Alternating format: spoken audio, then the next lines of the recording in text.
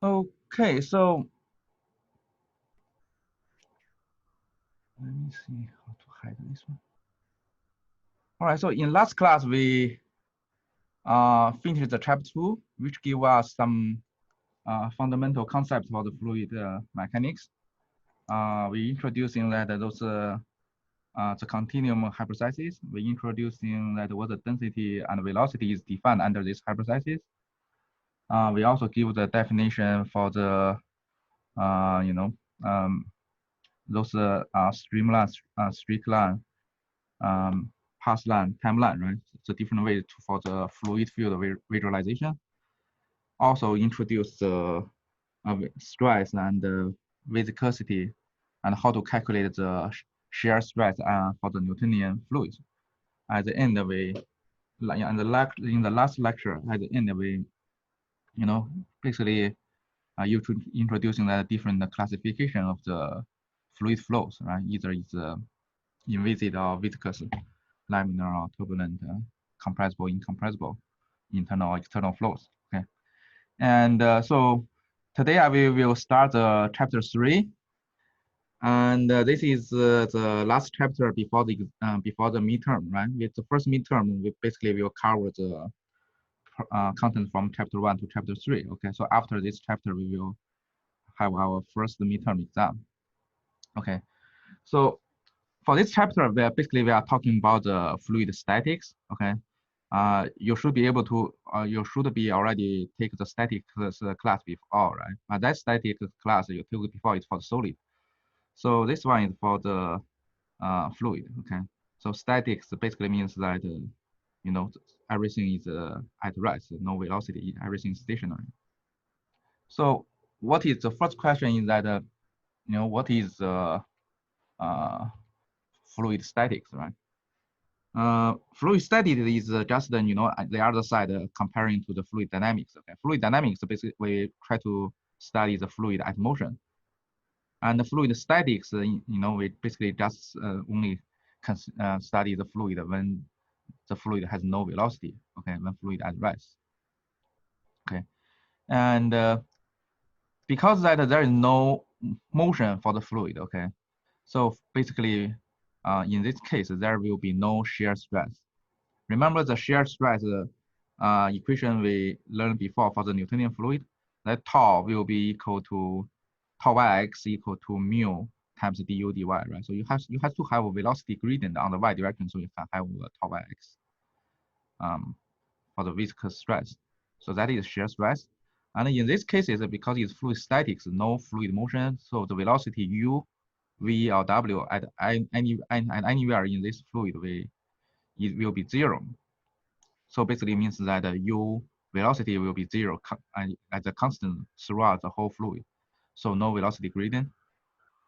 In this case, there will be no shear stress. Okay, so in this chapter, we won't consider any shear stress. And but there is no shear stress doesn't mean that there is no force. Okay, we will still have the gravity working on the fluid, and this gravity basically will bring the pressure.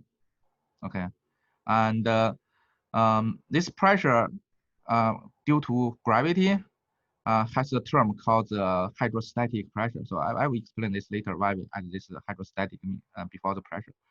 And pressure is a type of normal stress, right? And because that the pressure force on the surface is always normal to the surface, the direction, and also it will going inward to the liquid. And also this pressure, as we already mentioned, right, in the fluid statics is only due to the gravity. Okay, so the reason we have the pressure in the fluid is due to gravity.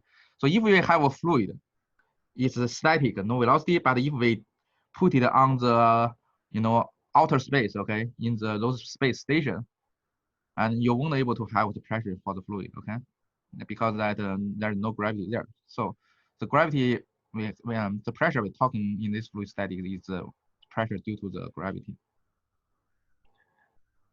And so what's the application of the fluid statics, right? This is some example for the fluid statics, right? And for example, you can measure that the pressure for under you have some measurement for the hydrostatic pressure. You have this gauge monitor, gauge meter, and also like for this blood pressure, we can measure that basically the blood pressure using this device. For the submerged body like the submarine under the sea, right? We know that the deeper this marine goes, right, the higher the pressure it will affected by the sea. Other examples including like the water dams or gates, because that when you build these dams or gates, you need to make sure that they are strong enough to hold the water, right? And that force is the pressure force, okay, to calculate it.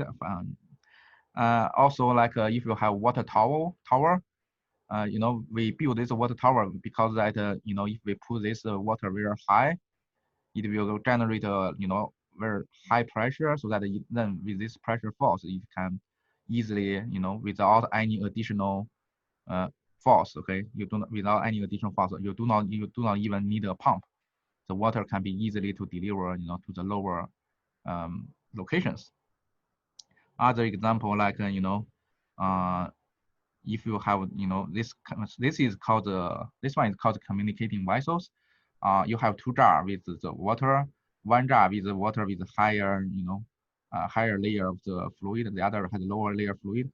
And if you are able to connect the the two jars with this vessel, and also make sure that the water is filled with the vessel, filled in this vessel, so the water will automatically moving from the high elevation, the jar with high elevation to the jar with lower elevation, because there's a pressure difference. Okay, and another example is this intravenous infusion. It's like due to the gravity, and this medicine liquids can be injected to your body, right? So all this is due to the static pressure. So as you may already feel like in this chapter the pressure will play a very important role, right? So the first thing we want to see is that how we define the pressure. In the last chapter we already seen that pressure is a normal stress, right? So it's not a force, it's a stress, and it's a force, normal force per unit surface area. Okay. This is the first thing. The second thing that is a surface force pressure. Is a surface, not a body force. So it only exists on the surface. And how this pressure is generated? There are two ways to generate the pressure. One way is what we talked before, is due to the gravity. And that in this kind of pressure, we call it this term hydrostatic pressure. That is the pressure generated by the fluid with gravity. Pressure can also be created by some other external force, like if you have a pump, okay, you pump in the fluid, those will also add the pressure, increase the pressure, so that it can make the flow to flow, okay. And that kind of pressure, okay, is not hydrostatic pressure, okay. So basically the pressure including two types, right? The pressure due to the gravity, pressure due to the internal other applied force. And in this chapter, we only had all the problem we are interesting in this chapter. There is no other external force working, applied on the surface of the fluid. We only consider the gravity, okay. And regarding to the unit of the pressure, the SI unit for the pressure will be the Pascal, and is defined as the Newton per meter square, okay. And in the British unit, it will be pound force per feet square. Okay. There are also other pressure units that we commonly use. One is the bar. Okay, one bar is defined as 10 to power 5 Pascal.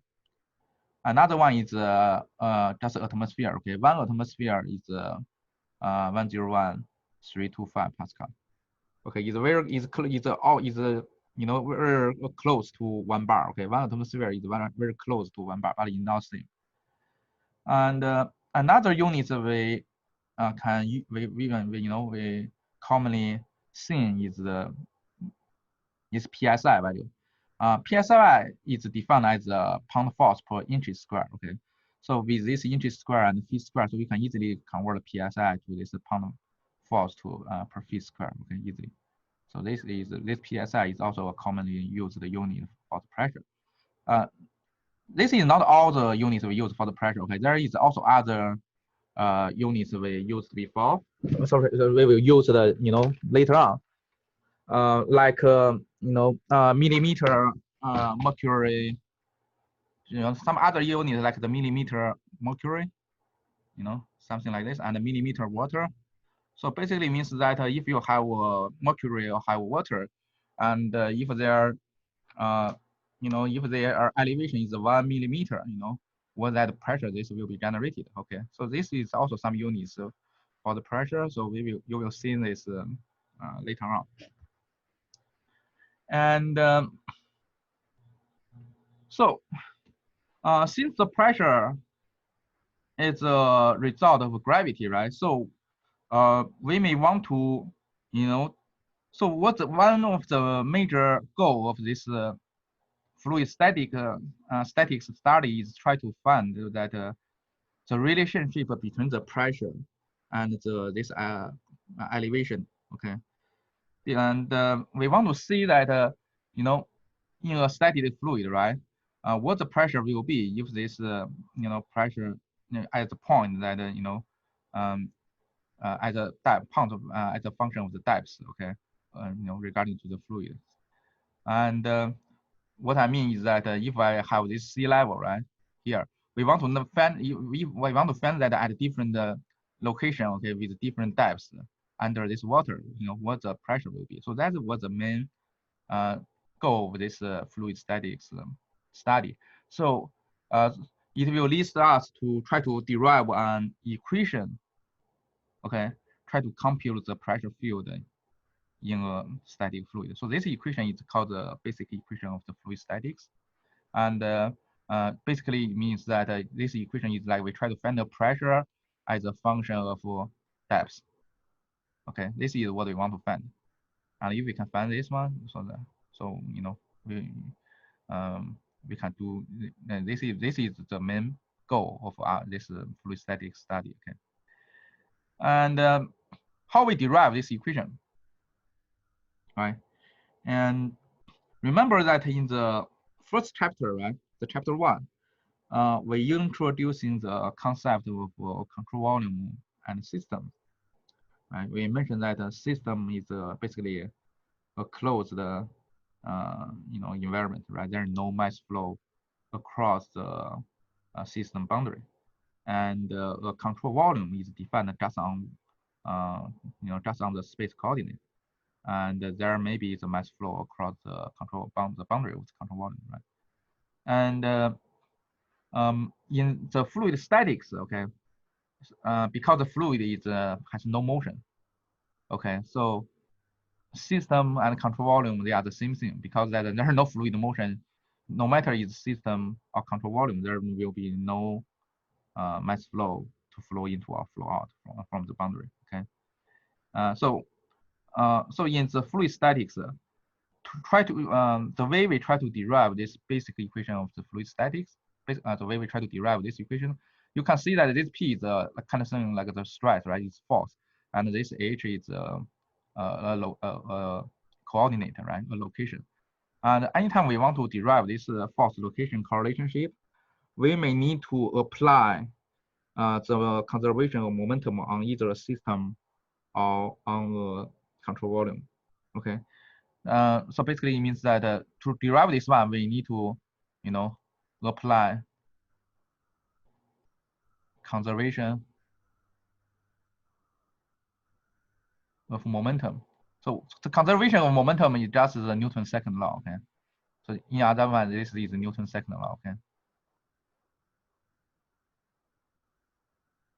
We want to derive, we apply the Newton's second law on a system or control volume, okay? And then in the fluid statics, because their fluid is no motion, so system and control volume, they are the same thing. And so to do this, first we need to know and analyze the force, right? because that the Newton's second law is F equal to ma, right? This is the vector, so we need to know the force to apply the Newton's second law. There will be two types of force we have here. And the first force is called the body force.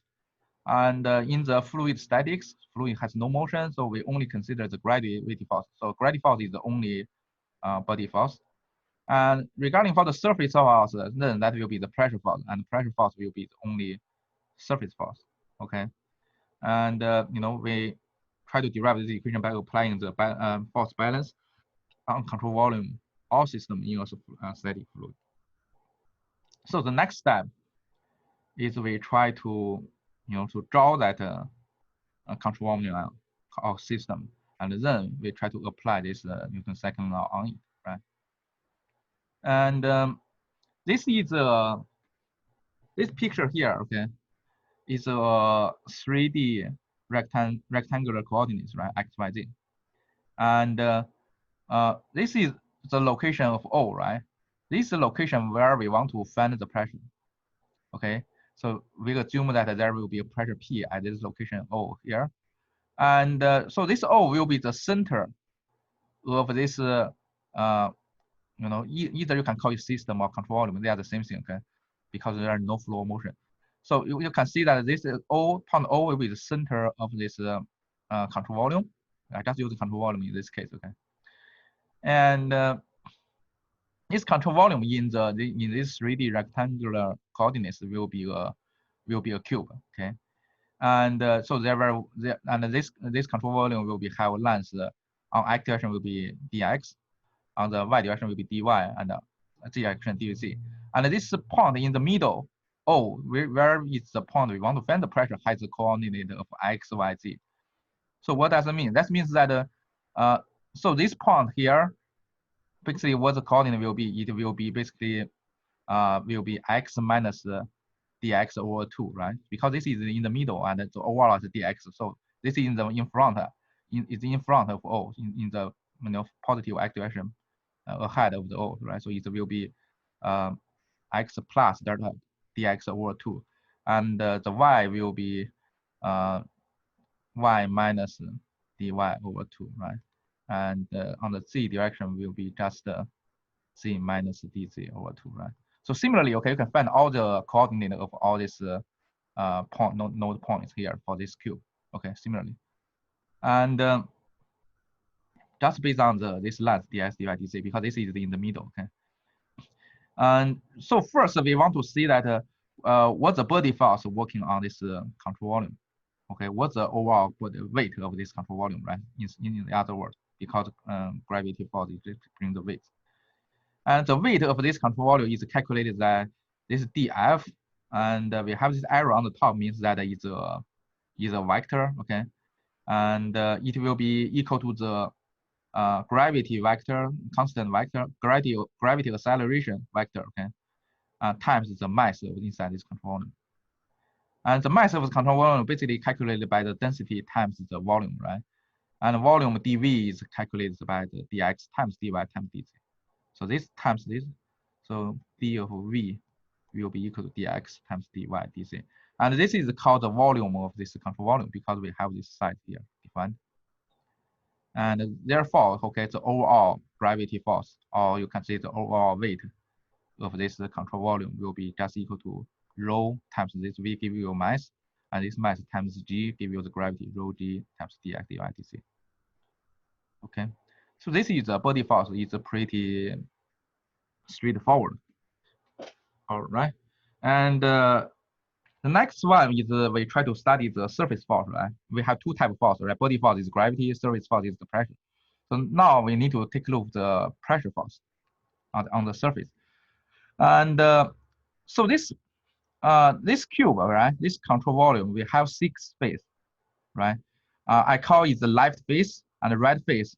And in this picture, left and right face is for the left face means the negative y face, okay? Negative y direction face, and the positive, and the right face is the positive y direction face.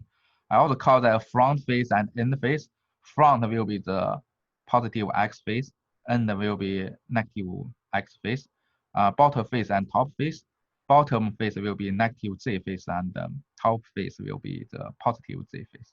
Okay, so basically we have these 6 face, and we then need to calculate the pressure force on all of these 6 faces, right? Because we know that the pressure force is surface force, right? So if we want to calculate surface force, we need to calculate surface force on each surface. So let's first starting on the y direction forces, okay? Consider a y direction pressure force. So basically we consider this L surface and this R surface, left surface and right surface. And if we have a pressure, okay, we know, if we assume that we already know the pressure P at this O point, okay, O is the XYZ, okay, XYZ point. And what will be the force on this left surface? And the way to calculate it is we can using the first derivative, okay? Remember that if we have a function of x, okay, and this is x. If we have a curve like this, and if we know this x equal to 0, okay, at this point, and if we know that this point is fx0, okay, and if I want to calculate on the left of it, okay, some point at x0 minus delta x over 2, I want to calculate the value here. How we can calculate it? Anyone? How I calculate this f of x0 minus delta x over 2 equal to what? If I know this x0, but I want to calculate this point here, how I can know that? We using the first order differential, right? It's like we calculate, if we draw a slope at this x equal to 0 point here, okay, and then we can try to estimate what this value will be, right? So this value will be this length will be just slope. Slope will be df of dx at this x0 point times this is the length, right? Times this length here. This will be delta x over 2. And then this length will be just equal to this overall length minus this small length. So this value will be fx0 minus df of dx when x equal to x0 times delta x over 2, right? So this is how we calculated this pound on the left, right? Similarly, if you want to calculate a pound on the right, which is x0 plus delta x over 2, if I want to calculate this value here, the pound value here, so that will be f of x0 plus delta x over 2, right? This view can be also calculated based on the first order derivative, x0 plus, df of dx at x equal to x0 times this delta x over 2. And this is just an approximation, because that if you want to get more accurate result, you can add additional, you can add higher order terms, okay? Second order derivative, second order derivative, third order. But we just neglected because that we think this is accurate enough if this delta x is small enough. And what's this? And this is just the, what's the term in the math? Oh, I just kind of forget. It's what's the term? What we call this? F x plus delta x equal to class fx plus f prime x times delta x times 1 declination plus f22 x delta x square of 2 declination and so on. So how we call this this one? Anyone know that? We have this math equation before in the math, right? For the calculus. So this is called. Someone put in the chat, Professor, called the Taylor series. Oh yeah, this is Taylor series. Thank you very much. I just forget the word. Okay, so basically what I derive here. Thank you. Basically what I derive here is that you can also use the way I derive is using this graph way, right? On the other hand, you can also using this Taylor series, try to approximate to get that if it has a small displacement on the left or on the right, and then if I just stop here, okay, just using the that delta x cube and so on, okay.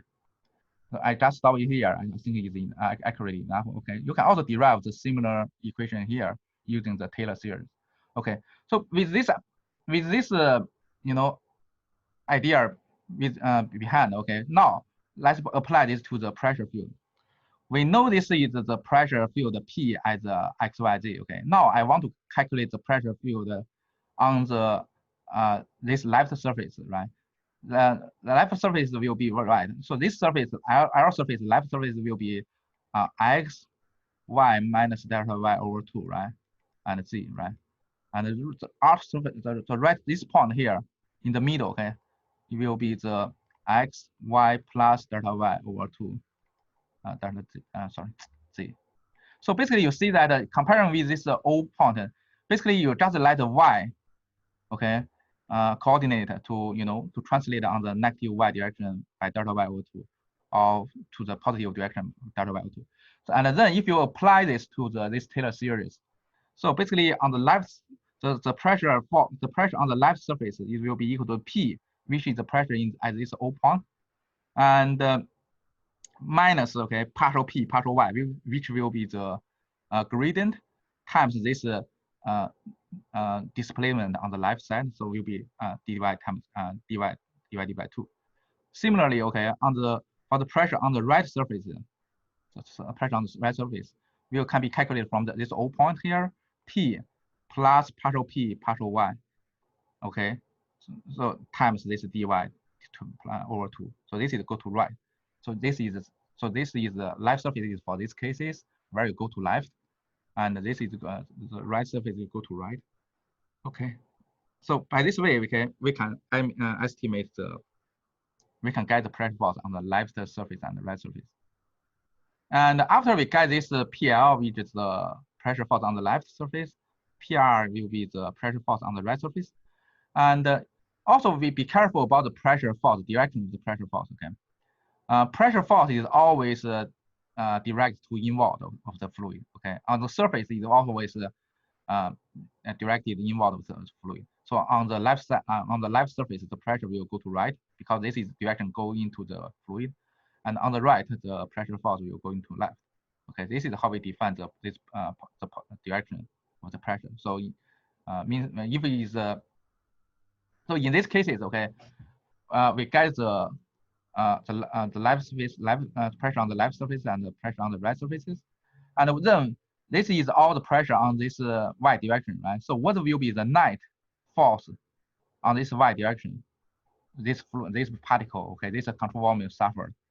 Okay, so this particle will suffer the, you know, positive y direction surface force on left, and also suffer another negative surface pressure force on the right, right? So what will be the net force? So the net force basically will be just that the pressure force on the left, okay, because this is stress, right? We need to times the surface area to make it become volume. So we on the left we need to calculate times the surface area of this surface. Then that will be this dz times this dx, right? So times area dx dz, you give the pressure force on the left surface, and we know that their direction will be the positive j direction, right? And then you calculate the pressure force on the right. So this will be PR times the area of that face, okay, give you convert it to the pressure force. And we know that their direction is in the negative y direction, so you times the minus j. So you combine these two, you add this, you bring this this result for the PL, this result for the PR there into this equation, PR here. So you get this one, PL minus PR, and the final result, okay, and this P and P itself will be cancelled. And the only thing left will be minus the partial P, partial Y times dx dy. So this is the surface area on this y direction, okay. Sorry, this is the then times dz, this will give you volume times g. And this g is the unit vector on the y direction. Okay, so this gives us the net surface force. Okay, surface force you can also call it pressure force. That's the same thing. Net pressure force on the y direction. So you will get it. We will know that it will be minus partial p partial y delta x times delta y. times delta z with times a j unit vector, so that we also including the direction on it. So this is how we derive the surface force, net surface force on the y direction. Any question here? Anyone? Too confusing with this derivation? I'm just a little confused about the partial derivative, but everything else kind of makes sense. Okay, yeah, no worry. I can redo that part for you. Okay, so let us try to redo that part. Okay, because I will really do not want to get lost. Okay, so let me do this. Let's redo this. Okay, okay. So basically we assume that this P at the location is P of X, Y, Z, okay, at the center. And then we want to get the pressure on these left surfaces, okay? So PL, right, for this PL. And we know that the PL, from the location, okay, this PL surface is comparing with this orange, this center point O. The difference is this distance, right, here. And this distance is minus, this distance here is minus delta y over 2, right? Any question here? Because this is delta y, right? It's the overall length is this delta y. So the distance from the center point to this surface is minus delta y over 2. Okay, and this distance times the slope. Okay, the slope of this at this point, the pressure gradient at this point on the y direction. So times this partial p partial y. Okay, what will this be? This will be the difference of the pressure here and here. So it's similar things, right? It's like a so remember that for the Taylor series, right?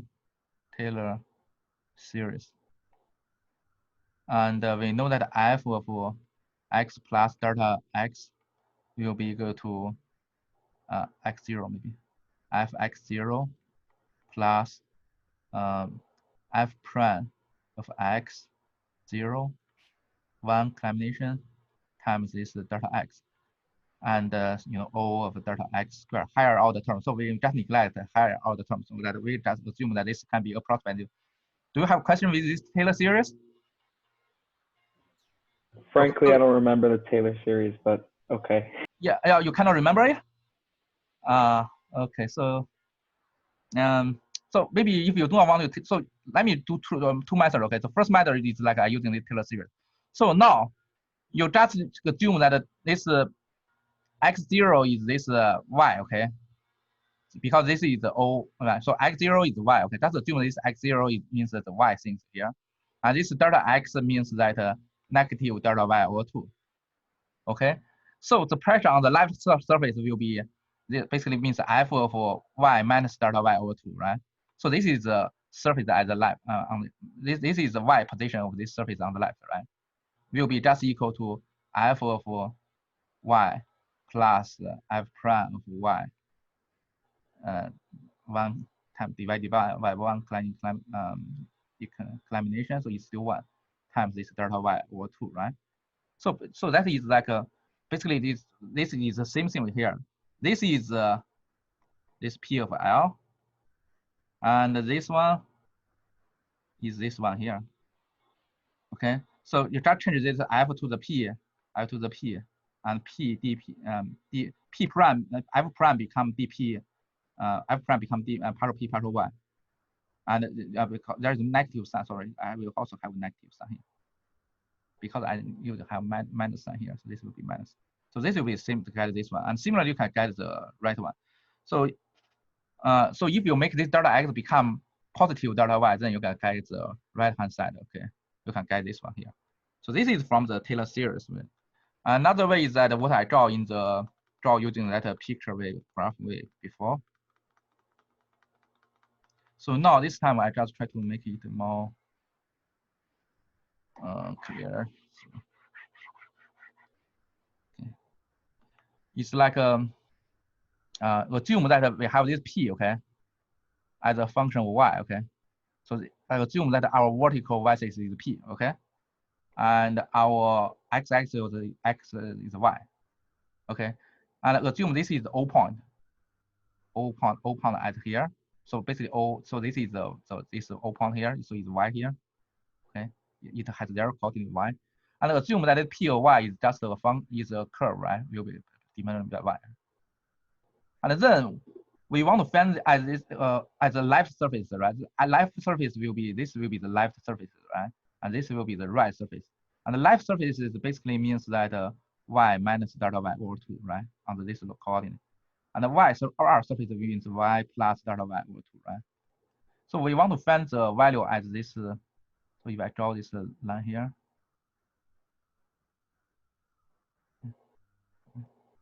So I want to find the point on the left surface. So this is O point, and we want to find so this is L and this is R, right? But I want to find what the value this value will be, right? And this value will be. So this is our purpose, right? So how we can find this value here on the R side? The way is that we just using this, we assume that this if this delta y is small enough, right? We can assume that this is like a trapezoidal shape, right? And so if we know that this slope here, okay, and then we know that this y of L, this y of R, and this is the middle is y of O, right? So we can know that y of L will be equal to what? Y of O and minus this length, right? Minus this length. What this length will be? This length will be slope times this one, right? The slope is the partial P. In this case, it's dP, but because I won't convert. But let me write it as partial P because that it has three coordinates. Partial P, partial Y. This will be the slope times this length here. This length is delta Y over 2. And so we can get L. Okay? So Y of O, right? Y of O is just Y itself. So we got this one. Similar things, what is Y of R? Y of R will be, we just draw a line here. Okay, so if we can need to calculate this length, so it will be Y of R will be Y of O plus this length, right? This length is also the same slope times this length here. This will be delta Y over 2, right? So will be partial P, partial Y will be the slope of the curve plus delta Y over 2. So we will get this one. Does this make sense? Yeah, that makes a lot more sense. Okay. All right. So let's continue. I will leave things here. So you have, and after we calculate the pressure force on the left and right, right? So with times their area on the surface, we can make it force. And also based on the definition of the pressure force, the direction definition is always toward the inside of the lip of the fluid. And so on the left it will be this direction, on the right it will be this direction. So this is the positive, on the left it will be positive J direction, Y direction, on the right will be negative Y direction. So that means that I add a positive J here and add a negative J for the pressure force on the right. Add them together, you bring this PR, this will be your final result. So this is for the Y direction. So now we're handling the net force on the Y direction.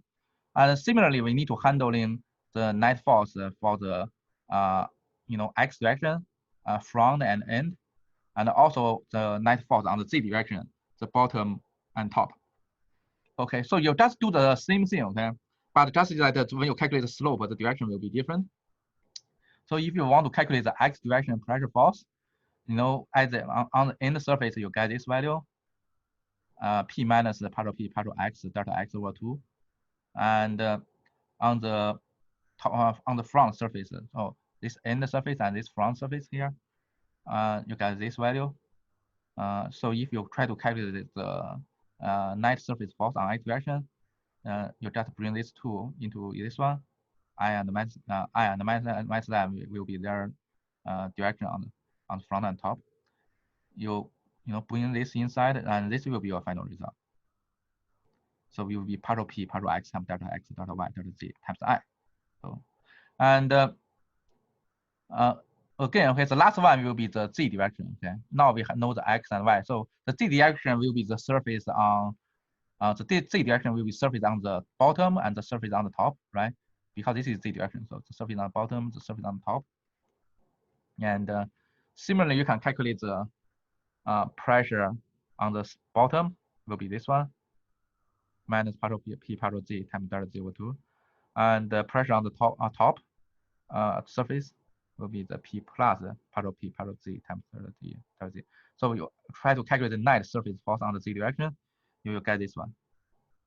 Okay, so basically by doing this analysis, okay, we find what's the net surface force, okay, on both x, y, z direction. Okay, so we find the surface force on x direction, net surface force on y direction, net surface force on z direction. They will be this one, and this one, and this one. So you add all these three things into this three term, and this delta x, delta y, delta z, you can take it out because they are all shown in the results, and this will be a final result. And this is the overall net surface because it's including the component on both x, y, z direction, right? So this will be the overall net surface on this control volume. Will be equal to minus of partial p partial x times I unit vector on x direction plus partial p partial y on g and plus partial p partial z on k, and then times the volume delta x delta y delta z. Okay, so this is the final result, guys. And this term here, you can you can either further write this delta x delta y z as the volume, okay, because this is the delta x times delta y delta z is the volume of the control volume. You can add this dv, okay. And this term, we can even to make this term write in the math, okay, make it write it in a shorter way, which is called gradient. This is this term here, partial p partial x times I plus partial p partial y times g plus partial p partial z times k, okay, is called the gradient of the pressure, okay. And in the math, you can simply write it as the grad p, or this is nabla p, okay, nabla of p. You can basically means that this operator grad p and nabla of p will be equal to this I partial p partial x g partial p partial y k partial p partial z. So basically, you can think that this one is this nabla operator. So this is called the gradient vector, gradient operator, and is defined in this way. Okay, when it's working on it's works on a scalar field. Okay, so when you write this delta p, this p must be a scalar field. You cannot write a delta of force or vector. We do that one is not called a gradient. Gradient is only working. This gradient operator is only working on scalar value. Okay, so this writing as this way, and it's a vector. So first, okay, the input must be a scalar value, scalar field, and results, okay, will be a vector value.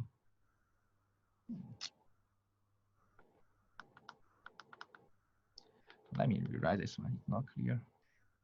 So this is called the gradient operator.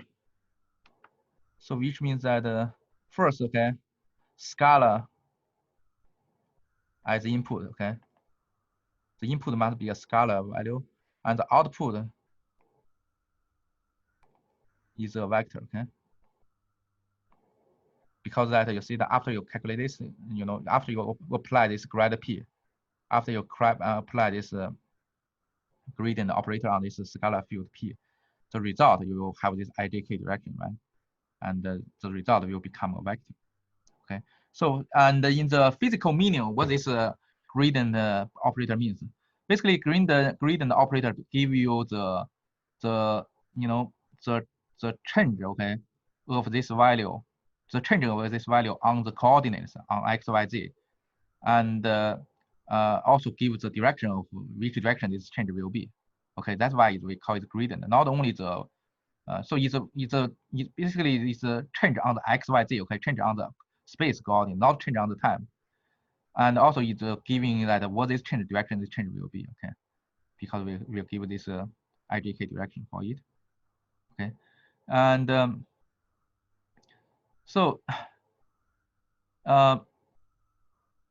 now we have both the surface force, right? The surface force is like I think this is not correct. So let me write this. So this is can be minus delta p dx dv. Okay. So basically we can write df as will be minus delta p dv to make it write it shorter, because just replace this one into something here. Okay. Professor? Yes. In that expression that you just crossed out, the negative is to indicate that it's the pressure force is going inwards, correct? Yes. Yeah. That's All why right, we thank you. define the minus, because that the positive direction of pressure will always assume that it's going inward of the fluid. And now we have this surface force. We also have this body force, gravity force. And now we will involve the Newton's second law. So what's the total force? The total force will be your surface force plus the body force, right? Your pressure force plus your gravity force. And then this is the pressure force from here, dV minus the grad P of dV. And also gravity force. Gravity force will be rho g times dV, right? So plus gravity force. So this will be this dF is called your overall net force. And if you divide it by the volume on the both sides, you can simply write this dF over dV will be minus gradient of P plus rho plus G. This G is the gravity acceleration vector, right? So far, any question?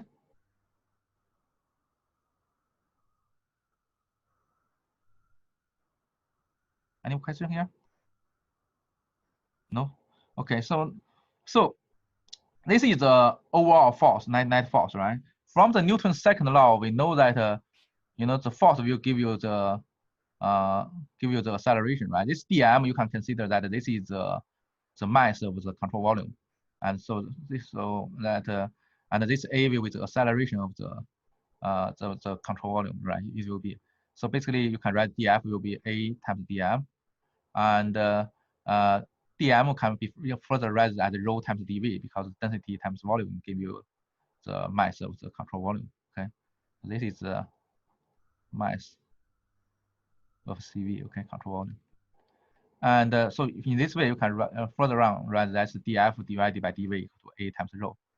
And comparing this dF over dV equal to this one, so we will know that if you're using this equation and this equation together, you will know that A of rho will be equal to minus grad P plus rho G, right? Right. So this one it will equal to dF over dV. And Newton's second law tells us this is also equal to A of rho, so they will be equal. And for static fluid, because everything is static, means that zero, the force is always balanced. Okay. No acceleration, so this term go to zero. Okay. So what's the result? The result will be minus grad P plus rho G equal to zero. This will be our final result. And so this result basically is just called this basic equation of fluid statics. Is correlated the pressure field with gravity, right? So this is the pressure field, right? The gradient of the pressure field on the space, and with this gravity force. Okay. And so far, any question here? No question? Okay, that's good. And remember that this is function, okay? This is a vector form, okay? So this is a vector equation, okay? Because that if you write this grad P, you will have both ijk components, right? And if you write this rho of G, and this G gravity will also has both x, y, z component. Okay, so basically, if you're using the 3D rectangular coordinates, you can write this vector form into 3 component form. You can write the x component equation for this one, y component equation for this one, and z component equation for this one, right? And how we can write that? This will be, okay, if you write this vector form into the component form, so you can write this vector equation into 3 component equation. The x component equation will be partial minus partial p partial x plus rho gx equal to 0. this will be the y component equation, and this will be z component equation. And gx is the gravity acceleration on the x direction, the projection on the x direction, the projection of the gravity g on the y direction, and projection of the gravity z on the gravity g on the z direction. Okay, but in most cases, okay, when we define the x, y, z, right? If we're using this x and y and z, in most cases we usually just define the g as the when we define the coordinate system, we try to make this positive z direction just the inverse of the z direction. So basically, in these cases, okay, this is usually the way we define the x, y, z coordinate. So in this case, we will have gx equal to 0, gy equal to 0, and g of z equal to minus g. Okay, so if you bring these things into here, okay, and so this will be this one, and in these cases, then basically what will get? You will get you bring this three term into here, you will get that partial p, partial x equal to 0, partial p, partial y equal to 0, and partial p, partial z minus rho of g equal to 0, right? You bring this three term into here, gx, gy, gz. And what is one telling us? Partial p, partial x equal to 0, right? Partial p, partial x means that p is independent on x, because in partial p, partial x on x direction, their partial derivative is 0, means that p will be, no matter what the x value will be, right? P will be the same value. And the similar thing is this one will telling us p is independent on y direction. And this one just simply gives us that. So what is two telling us? We can write this partial p, partial z as the differential directly dp dz. We can change this partial to d. Why? Because that p will be independent on x, p will be independent on y. So which means that p is only a function of z, right? So then we can write this partial p, partial z to the dp dz. Because p will be only a function of z, it will be independent on x and on y. And in these cases, we can write dp dz plus rho g will become to 0. Okay, so it will be this one, or if you move this rho g to the right hand side, you will have write dp over dz will be minus rho g. And remember that how we when we talking in the first chapter 1, right? When we're talking about the density and gravity, right? This rho times g you can also write as gamma, and this gamma is called the specific weak. Okay, if you remember, this is what we talk about this in the chapter. So basically, gamma equal to rho g. Okay, gamma is defined as rho g. Okay, so you can also write it as minus gamma, and this is the final equation we really need to use in this chapter. Okay, and this is called the basic pressure height relationship of the fluid statics. And why? Because that this is telling us that how the pressure is related, how pressure is changed with this depth. Okay, z direction, right? Gravity direction, the depth, it will be their gradient will be equal to minus rho g. And usually when we consider that if the fluid density is not changed, and the gravity is also considered constant, so this term we can usually consider as a constant term if the fluid density is not changed. So basically it means that the pressure will be changed with this depth linearly, right? It's like the larger the depth will be, the higher the pressure will be. That's what it explains that why that in this why we have this sea level, right? If the deeper we go into the sea, the higher the pressure will be, because we know that this dp over dz will be equal to minus rho g. Why we have this minus sign? The minus sign is because that we try to define the z direction. Usually we try to define the z direction on this one. But if we try to define the z direction on this from top to bottom, then you can remove this minus sign. Okay. The reason you have the minus sign because that's the way we define the z direction is always in the negative g direction. Okay. So this explains that why the higher into the sea. Sorry, the deeper into the sea, the larger the pressure you will get, because this will be changing with a, this is constant term, right? Will be linearly if we consider that the water density won't change too much. Okay, so here we derived this final results, and this equation has some assumption we made when we try to derive this equation, right? The first one definitely is that this is only working for the static fluid, okay, which means that there's no flow velocity. The second thing is that this is only working that there is only gravity as the body force. There are no other body force like the magnetic force, electronic force, magnetic force, and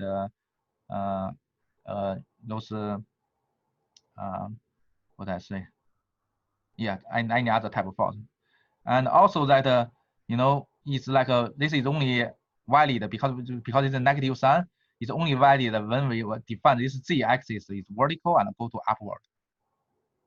Okay.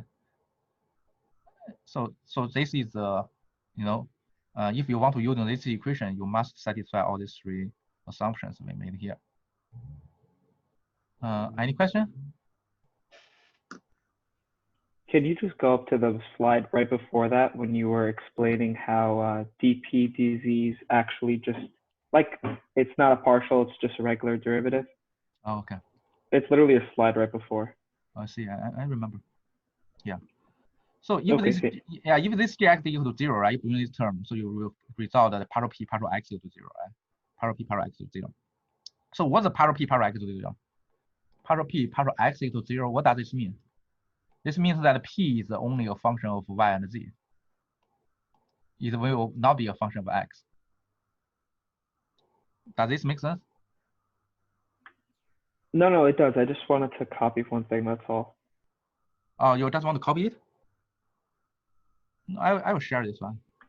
No, I know there was just something that I just missed, that's all. Oh, okay. Thank you. Yeah. So similar thing, you have partial p partial y equal to 0 means that p is only a function of x and z. So if you combine these two, okay, this means that p is only a function of z, and which means that partial p partial z will be just equal to dp dz. Okay, this is the whole idea.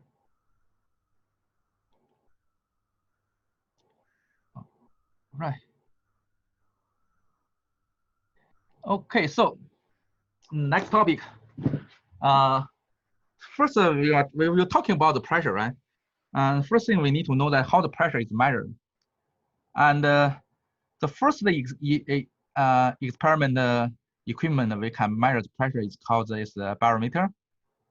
And this is equipment where you can measure the atmospheric pressure. Okay, we have the pressure for both fluid and gas, right? Sorry, liquid and gas. So in the atmosphere, we also have the pressure, and that is called the atmosphere pressure. And we want to measure that what this atmosphere pressure will be. And so we can use this equipment, barometer.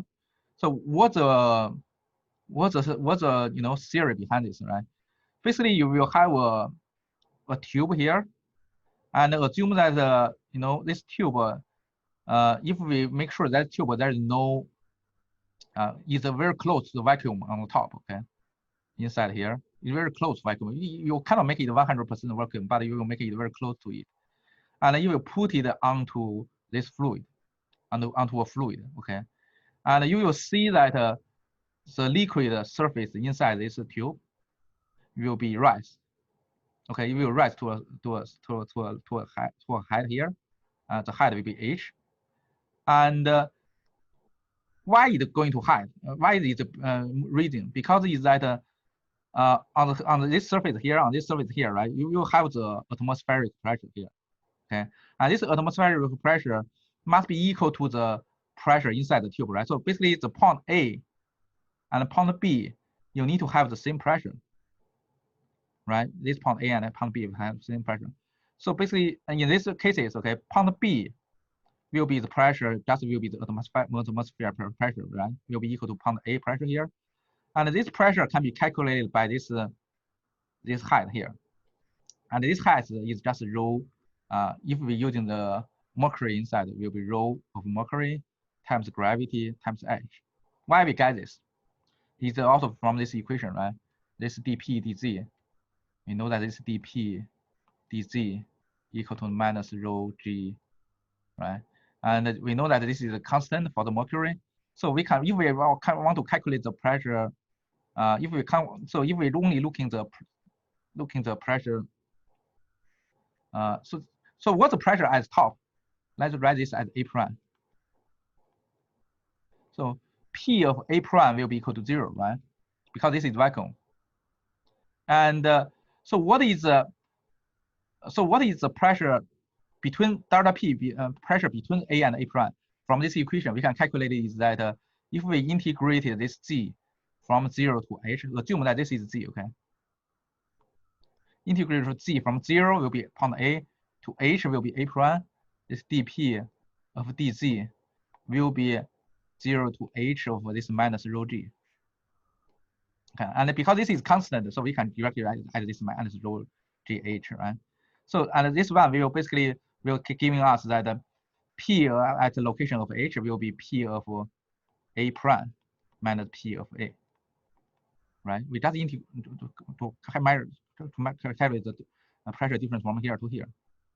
And because P A prime equal to 0, so we can directly get that P of A will be rho GH, right? And this rho needs to be the liquid rho here, so will be rho, mercury rho. So that's why we derive this equation here from this equation we just derived earlier. And this is the equipment that where we can measure the atmospheric pressure, because that we can just put this equation here with some gauged fluid, and we can just measure that this height, and then we can know that this atmospheric pressure, which is the P of A or same as the P of B, will be just equal to rho G times H. So we can measure this height. We know that what the atmospheric pressure will be. Okay. So this is this equipment is called a barometer. Anyone understand this?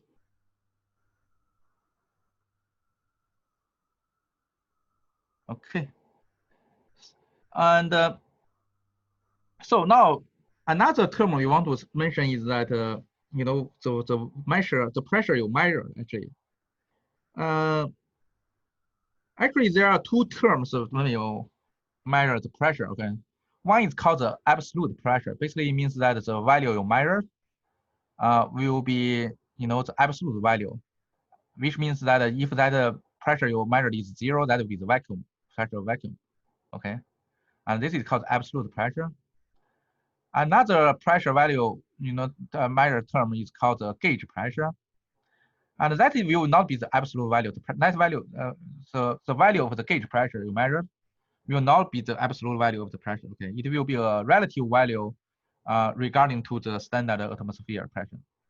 Okay, so basically the P of gauge, the gauge pressure will be equal to P of absolute minus P of atmosphere pressure. Okay, so this is picture showing what does this mean, right? So this will be, if you want to calculate the measure the pressure here, okay, and if you're using some equipment, most equipment only give you the gauge pressure, and you have to add this atmospheric pressure, then you can get the absolute pressure.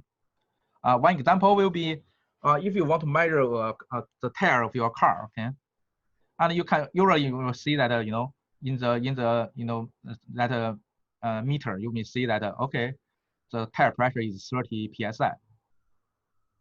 Okay, but that value you measure, this one, is really the gauge pressure. It's not the absolute pressure. Okay, and you have to add the one atmosphere pressure into this gauge pressure, you can get the absolute pressure. So in this case, the absolute pressure is really 44.7 psi, because that 1 atmosphere is approximate to 14.7 psi. Okay, this is an example here. And another thing you need to know that in the science, okay, when you have those pressure showing inside the equation, like the equation of state, right? Ideal gas equation is P equal to rho RT, P over V equal to rho RT, P over V equal to RT. That P you use must be to the absolute pressure, okay? Anytime you want to use the you want to use the pressure to calculate the ideal gas equation, you have to using absolute pressure. You cannot using the gauge pressure. Okay, if you're using the gauge pressure, you will give you the wrong result. All right. So this is you know, you need to be careful because absolute pressure and gauge pressure. One more thing. For this example, right, for the car tire, for the tire pressure of the car, we both use PSI, right? Sometimes in some literature, you will see that a unit system like the PSIG or PSIA. Okay, you see some symbol like this. So what does it mean? So this PSIG, this G means gauge. So this means that this is gauge pressure, okay? And PSIA, this A means absolute. This means that absolute pressure.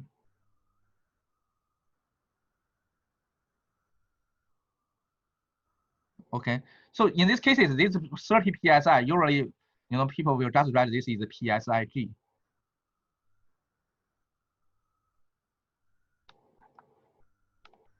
Just seeing that this is PSIG, okay? Add a G here.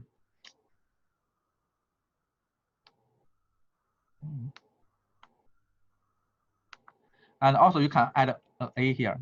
Well, always crash.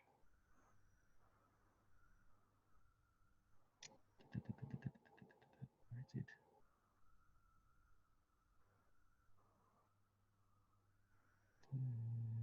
Yeah, it's here. So you can add a G here, PSIG, and add A here for PSIA. Okay, PSIA means absolute pressure, and PSIG means gauge pressure. Okay, let me rewrite it. PSIG is gauge pressure. Okay, PSIA, this A is absolute. Okay. This is some special things when you see the units. And the next thing we talk is what the standard atmospheric standard atmosphere pressure, right? And 1 atm is a standard atmosphere pressure. Is a atmosphere pressure measured at the sea level. Okay, and it will be equal to 101,352 Pascal. Oh, I can write this 14 pounds 696 PSIA.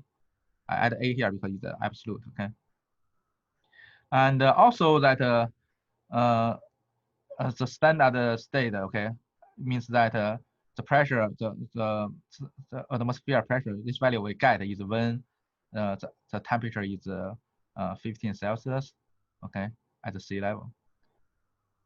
Also that this is an also chart is that showing that how the the temperature is changed with the different altitude. Okay, if you for the higher altitude, okay, the temperature first will be decreased first, and then at some point will be increased, and then will be decreased. So it's not a monotonic trend. Okay. So this is the 1 atmosphere pressure. So far, any question? For this gauge pressure, this absolute pressure things, and the standard atmosphere pressure. Any question between the relationship of them? No. Okay. Now we can. So the next topic is really we go to try to use this equation. Okay. We try to use the equation, this one, to solve the problem, solve the fluid static problem. And this is called try to find the pressure variation in the static fluid. We will try to use this equation in two scenarios. The first scenario is we use this equation into an incompressible fluid, which means that the rho will be a constant. And if you are using liquid, this is the most cases, okay, in your day life, because liquid, the density change is not that much. This is the first case is incompressible fluid. We can also apply this equation into the compressible fluid, which in most cases is considered as gas. Okay, because the gas, if you change the pressure, you the density, rho will not be constant. Okay, so in the gas, you have to also, not only this equation, you also need to involve the idea of gas law. You know, the two equations have to work together, you know, because rho is not constant anymore. Okay, so let's first take a look of the incompressible cases, which is most like the liquid cases, okay, if it's liquid, not gas. And in this case, rho J is constant, and you can directly, because it's constant here, you can directly do the integration on the Z direction, right? Assume that you have, you know, at Z equal to 0, you have Z0. At Z equal to 0, you have, sorry, as a reference value Z0, Z equal to Z0, you have the pressure P equal to 0, P0. And for arbitrary Z value, okay, and because this is a Z location, right? Z, you remember that when we define the Z, it's always from going upward. That's why we have this negative sign, right? So let's assume that we have this Z coordinate defined as this way. And you integrated from this reference point Z0 on the top to some, you know, bottom value in the middle. Okay, some bottom value here in the middle. You integrate from here to here. So from Z0 to Z, so the value will be changed from the P0 to P. So you get that P minus P0 will be minus rho G Z minus Z0. And if you put this negative sign here inside, you can equal to rho G times Z0 minus Z. Okay, Z0 minus Z. And so this will be P minus P0, which means that the pressure on the bottom. So this, if you look at this equation, because Z0 is on the top, right? Z is on the bottom. So this will be a positive value, right? Z0 is larger than Z. Z0 is on top. And so this will be a positive value. And P minus P0 will be positive value, which means that the P on the bottom will be larger than P at the reference stage on the top. So which means that the more you go to the downward, the higher the pressure will be, right? Because P will be this value, positive value plus this P0. So P minus P0. So it means that the depth, the deeper you go to downward, okay, the larger the pressure will be. And sometimes we want to change the coordinate system, right? We do not want to using the Z anymore. We want to start in this another coordinate system called H, is called the depth, and defined in this way. The origin point is at this reference value, this reference point here. So this is where H equal to 0, and then it's going to downward. So basically, you can think that this H is just a negative, will be negative direction of Z, and also with some translation origin point, because this origin point is from here, it's moving to here. Okay, and we define this H as Z0 minus Z. Okay, so that this will be 0 value at Z0. So it will have 0 value at Z0. And if you put this H definition into here, you will simply write P minus P0 will be rho GH. And H is called the gravity. Sorry, H is called the depth. Okay. And so in this way, there's no negative sign here. So this negative sign is disappear because that we're using this H to replace the Z value. So you need to be careful about these two equations, okay? This equation and this equation. Because that in this equation, when you define this, when you try to get this value here, when you define the Z is toward to the top on the upward direction. And you define the H, which is the depth, is toward the downward direction. Okay, so the direction is reversed. And also that this H is defined that the distance to the reference point value. So reference point value. So if you have a reference location where the pressure is P0, so this is H is you know, the depth below this reference value point. Okay, P minus P0 equal to rho GH. All right. So this is the pressure height relation, so-called the pressure height relation. So pressure height, okay, relation for incompressible steady flow. So this is only working for incompressible flow. only for the liquid, okay? For the gas, if you must consider the density will be changed. So when you do the integration, you cannot simply put this rho outside, okay? Outside of this integral. Okay, so this is called so what is equation telling us? So this equation telling us is basically means that you know, the pressure difference between the 2 points is only determines the depth of these 2 points. The elevation difference between the 2 points. That's it in this incompressible flow cases. Okay, I try to emphasize this again. Okay, this is only working for the incompressible flow. Okay. All right. So we do not have much time left, so I will stop here. And next class, I will continue. You know, basically, you know, we try to working on the cases for this using this equation. You know, for some example problems, for some application to use it. And then we will also do working on the second cases. If the fluid is compressible, if it's gas, what this equation will give us, okay? What the result will look like. All right, so far, any question here?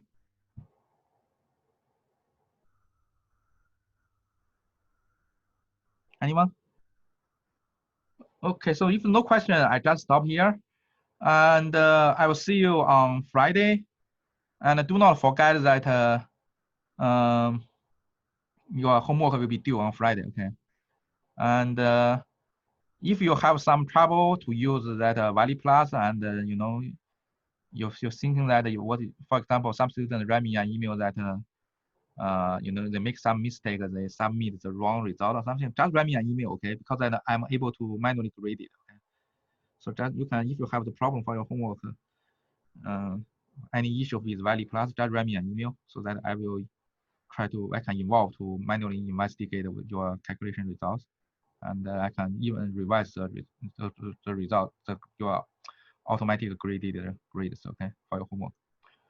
All right, so I'll see you. Thank you, Professor. No problem, bye. Yeah. Oh, by the way, that survey for the midterm, I put on the blackboard, you know, please take time to finish it. It's better you finish it before Wednesday. Okay, so because I need to using that data to determine the format of our midterm, okay? Whether or not we will have the you know, lockdown browser to run, or whether or not we have the some video proctor for the exam. Okay, please finish that one so I can get the complete data.